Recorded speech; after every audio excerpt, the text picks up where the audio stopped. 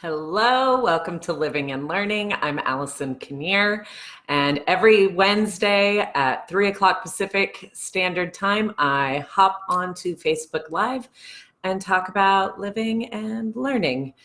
Today, we are extending the conversation around intentions, and we're going to talk about what happens when we set our intentions. Many of you maybe are setting resolutions for yourself, but what happens when we set out that hope, that desire of what it is that we want, and then reality sets in? And how do we manage that? Because for many of us, research shows that many people set resolutions, but probably about the third week of January, they have those resolutions are left by the wayside, not to be seen again. And what I want to talk about is how we can still have hope, we can still have the intentionality, and we can also have the reality or perhaps the failure or the coming short of. And how do we navigate that? Because it can be really frustrating. It can be really it can be demoralizing, where it can make us give up on our resolutions or give up on our intentions.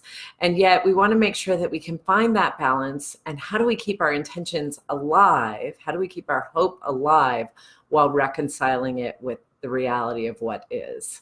And thank you. I can see some people had popped on. If you are watching and you want me to acknowledge you, feel free to leave a comment below so I know you're there. Anyway, I wanted to tell this story, and one of the reasons why why this topic was prompted is because last week I talked to you about hosting a webinar. I really, really, really want to host a webinar, and I'm actually going to be launching an online class that relates to the webinar, and it's called the Confident Leader Webinar and the Confident Leadership Course. So this is where I'm going to be taking all of the things that I teach my clients, the things I share at corporations, the learnings that I've had as a leader in my field for over 20 years, all of the things that I've learned at Google and along the way around leadership. And I want to put it into a 6-week class, a 6-week course, so that we can look at all of this with the professional lens. You know, what does it mean to be a leader? It's mostly geared towards emerging women leaders, women who are already in leadership or about to step into leadership. So that was my goal. That was my vision. That was my intention. And I got very excited about this. And I was like, great, I'm going to have a webinar and I'm going to launch this course, and it's going to launch the first week in February.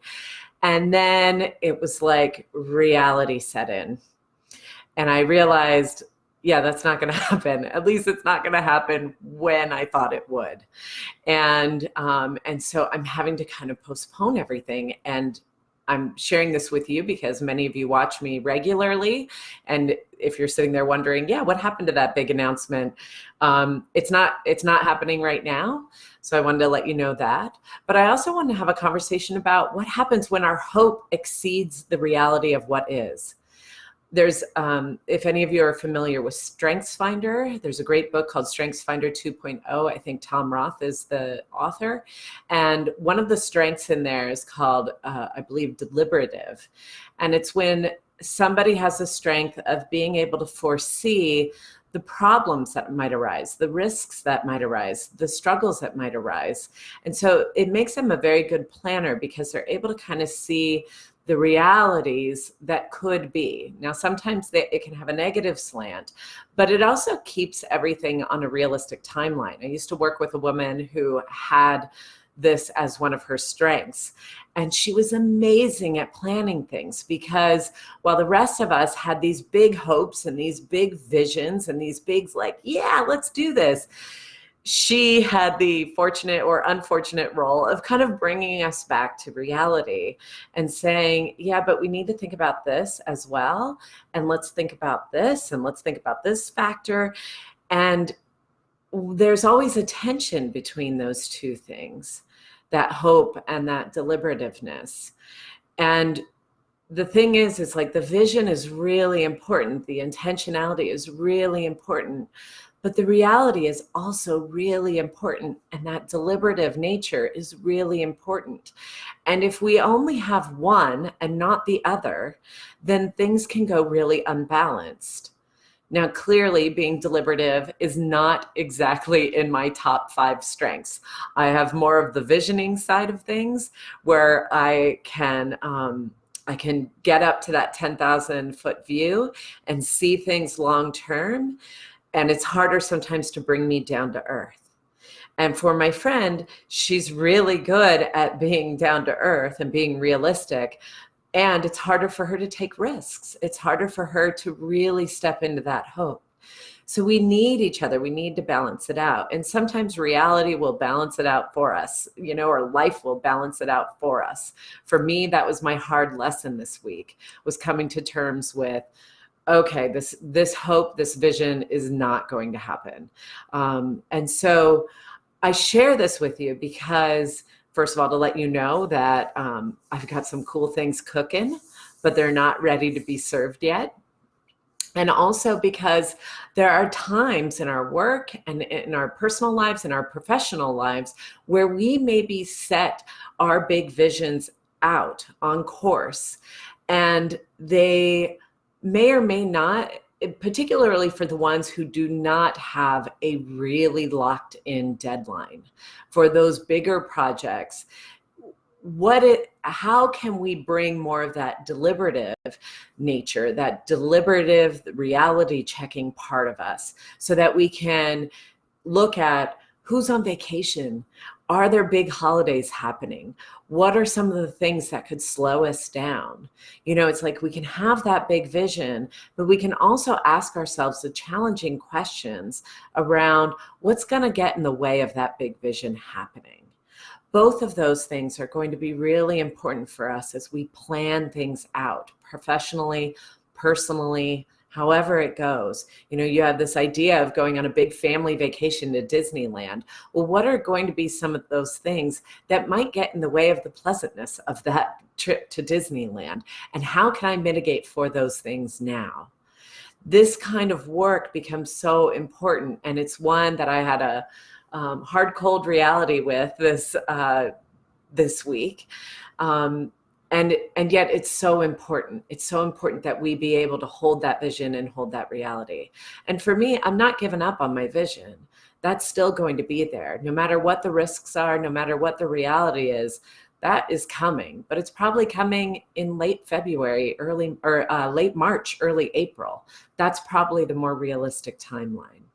So as you set forth on your intentions, as you set forth on your hopes and your resolutions, just keep in mind that bigger vision. Keep it there, keep it alive, keep feeding it, keep stoking it, and also keep in the reality of what is. What can you actually muster? How much energy can you actually give this? What resources do you need? How much time realistically do you need to get there? These are questions that we can ask to keep that vision in balance and to keep the vision stretching the reality. Sometimes we need that vision to stretch us beyond what we thought we were capable of. So that is my offering for today. Hello, Abby. Hello to the other folks that are tuned in. I'm so grateful to all of you. Keep your intentions alive. If you are interested in doing more work on that looking back and looking forward, I have a great workbook around wrapping up and really closing 2019. It's not too late to do that, to look back at 2019 so you can launch forward into that vision for 2020. So I'll put a link to that in the comments below, and I will keep you posted on the Confident Leader webinar and the Confident Leadership course. If you are interested in that, I would love to hear your comments down below, or if you want to personal message me via Facebook, I'd love to hear from you. Anyway, I will be keeping you posted because that vision is still going to stay alive, but I'm also going to be a lot more intentional and thoughtful and methodical about how I roll it out to all of you. I wish you a wonderful, wonderful rest of your day, and I will see you here next week. Have a wonderful week of living and learning. Take care. Bye-bye.